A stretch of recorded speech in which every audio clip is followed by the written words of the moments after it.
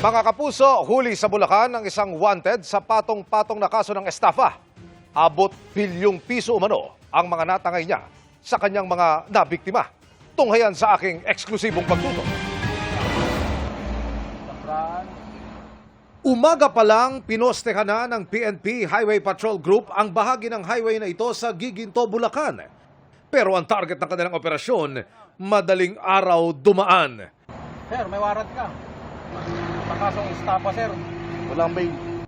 Pinababa ng sasakyan ng suspect, saka siya ineskortahan at isinakay sa mobil ng HPG. Ang suspect ayon sa pulisya, wanted sa patong-patong na kaso ng estafa. Siya po ay nasangkot po sa ibababa ng 16 na counts po ng estafa.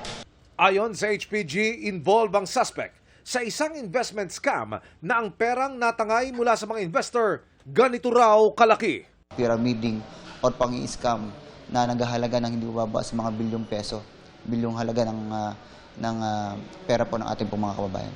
Sa investigasyon, lumalabas na madaling nakapanghihikayat ang suspect dahil sa interes sa investment na ilalagak ng kanyang mabibiktima.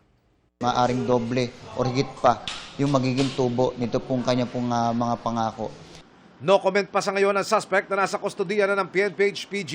Ang mga video na ito mula sa social media, laman ng suspect habang isinasagawa ang recruitment sa mga investor. Ipinadala raw ito sa pulisya ng mga nabiktimang investor ng suspect at ngayon kasama sa mga iniimbestigahan ng mga otoridad.